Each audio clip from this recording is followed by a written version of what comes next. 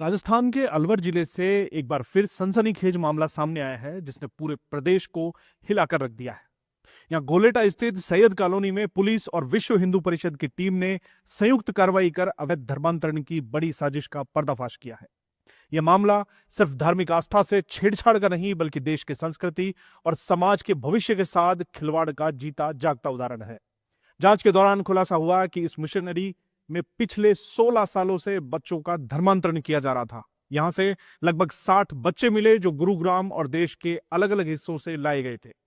इनकी उम्र 12 से 15 साल के बीच बताई जा रही है। पुलिस ने मौके से बाइबल और अन्य ईसाई धार्मिक ग्रंथ भी जब्त किए हैं। 2 आरोपियों को हिरासत में लेकर फिलहाल पूछताछ की जा रही है। इस एजेंडे को इतनी बारीकी से छुपा कर चलाया जा रहा था कि आसपास के लोगों तक को इसकी भनक नहीं लगी। 15 फीट ऊंची दीवारें और अंदर से बंद गेट इस बात का सबूत है कि यहां कोई साधारण गतिविधि तो नहीं चल रही थी। हैरानी की बात यह है कि लंबे वक्त तक प्रशासन का इस ओर ध्यान ही नहीं गया। खैर, देर से देर जब पुलिस और विहिप कार्यकर्ता पहुंचे तो दरवाजा अंदर से बंद मिला। मजबूर होकर कार्यकर्ताओं ने पास के मकान से छत कूद कर अंदर प्रवेश किया, जिसके बाद पुलिस ने दबिश दी। पुलिस पूछताछ में बच्चों ने जो बताया वो हर सनातनी के लिए आक्रोश पैदा करने वाला है। बच्चों ने कहा कि मिशनरी में मौजूद पादरी बार बार उन्हें समझाते थे कि श्री राम, श्री कृष्ण, गुरु नानक देव नकली भगवान है। पादरी बच्चों के सामने बाल्टी में भरकर हिंदू देवी देवताओं की मूर्तियों को डालते और कहते, देखो तुम्हारा भगवान डूब गया है। जो खुद डूब गया वो तुम्हें कैसे बचाएगा। इसके बाद ईसाई धर्म का चिन्ह पानी में डालकर कहते कि यह नहीं डूब रहा है, इसलिए असली भगवान ईसा मसीह हैं। यह न केवल धार्मिक अपमान है बल्कि सीधे साधे बच्चों की मासूम भावनाओं के साथ खिलवाड़ और एक तरह से उनका मानसिक शोषण करने जैसा है। धर्मांतरण की यह जड़ें रातों रात नहीं फैली हैं।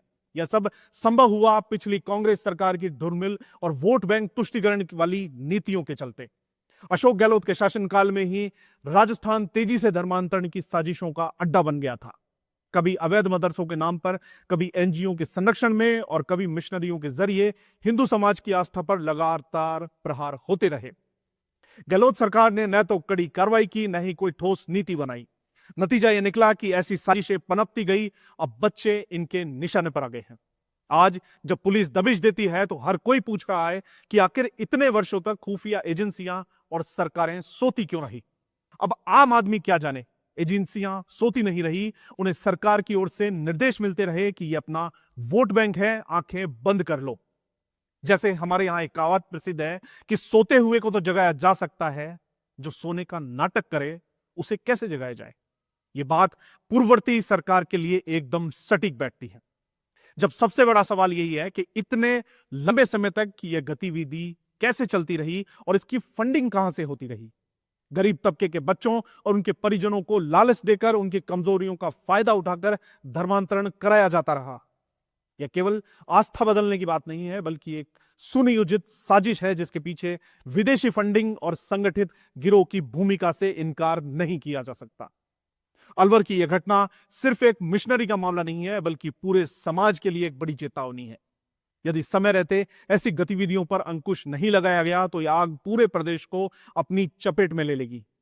आज जरूरत है कठोर कानून बनाकर ऐसे गुनहगारों को सख्त सजा दी जाए और धर्मांतरण कराने वालों के पूरे नेटवर्क का पर्दाफाश किया जाए।